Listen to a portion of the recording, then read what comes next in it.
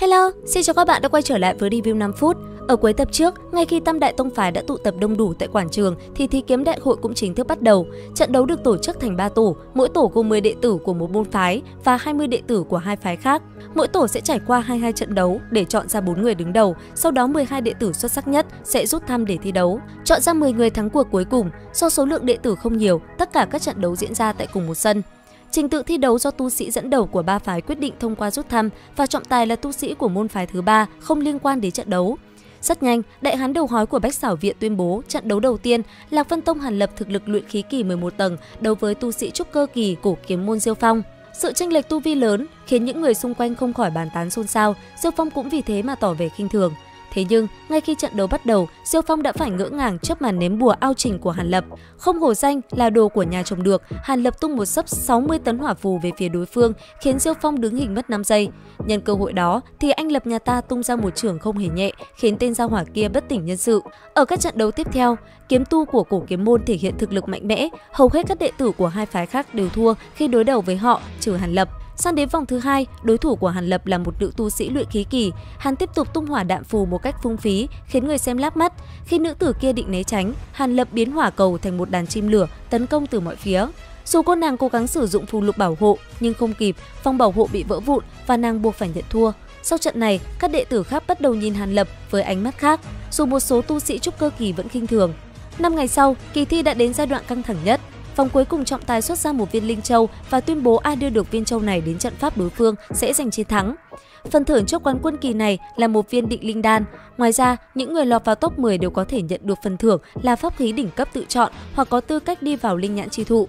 Vòng này diễn ra hết sức căng thẳng và không kém phần thú vị. Kết cục, Mạnh Địch đệ tử cổ kiếm môn sở hữu cửu linh kiếm thể, 100 tam đại kiếm tu linh thể đã giành chức quán quân. Về phía Hàn Lập, sau 3 vòng toàn thắng, hắn cố ý bại bởi một tu sĩ trúc cơ kỳ của Bách Xảo Viện. Sau đó, cùng 5 người khác cũng thua đối thủ, tham gia tranh đoạt vị trí thứ 7 đến thứ 10. Cuối cùng, hắn giả vờ phù lục đã dùng gần hết, miễn cưỡng vượt qua kiểm tra và giành vị trí thứ 9. Còn tên Đỗ Đông, không biết có phải ý định giống Hàn Lập hay không, hắn ta cũng thua ở trận thứ 4, sau đó lại cố ý thua Hàn Lập, xếp hạng chót trong top 10. Đệ tử Lạc Vân Tông có thứ hạng cao nhất là Tôn Hỏa, giành vị trí thứ 3. Theo Hàn Lập, Tôn Hỏa nếu pháp khí và công pháp tương hợp, hoàn toàn có thể đánh bại đệ tử Bách Xảo Viện đứng thứ 2. Khi đại hội kết thúc, mỗi đệ tử trong top 10 đều nhận được một kiện pháp khí đỉnh cấp, riêng Mạnh Địch còn được thêm một hộp ngọc chứa định linh đan. Khi thấy hộp ngọc, Hàn Lập đã có quyết định, nếu chuyến này thuận lợi có được linh căn và phương thuốc thì không nói, nếu không, hắn sẽ không ngại mượn tạm định linh đan từ Mạnh Địch, vì nó sẽ giúp ích rất nhiều cho việc ngưng kết nguyên anh sau này. Không lâu sau, các vị trưởng lão của Tam phái dẫn theo 10 người đứng đầu đến một thạch thất để tiến vào linh nhãn chi thụ. Dù Lạc Vân Tông không giành quán quân, nhưng trong số 10 đệ tử này lại có tới 4 người.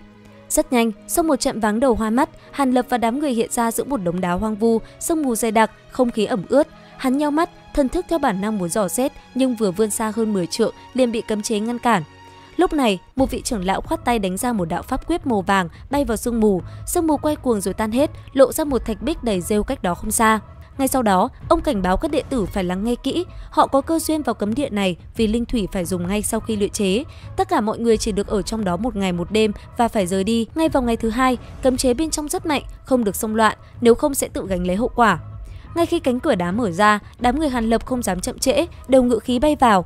Bên trong một thông đạo hình vuông rất dài lộ ra, Hàn Lập đi trong đám đệ tử, vẻ ngoài nhìn không chớp mắt, nhưng thần thức đang quét hết thảy xung quanh.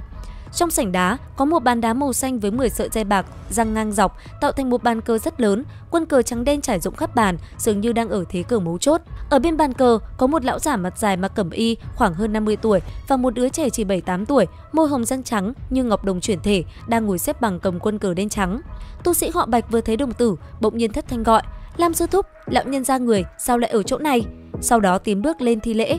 Lão giả áo xám và tu sĩ trung niên Bách Xảo Viện ban đầu ngỡ ngàng khi thấy một đồng tử lạ mặt, nhưng sau khi nghe tu sĩ họ Bạch xưng hô, thân sắc liền đại biến. Nhìn bộ dáng đồng tử đi chân không, búi tóc, tay đeo vòng vàng, họ lập tức nhớ đến một nhân vật tiền bối được đồn đại. Hàn Lập cũng giật mình khi thấy đồng tử này, hắn nhận ra đây là một tu sĩ nguyên anh sơ kỳ.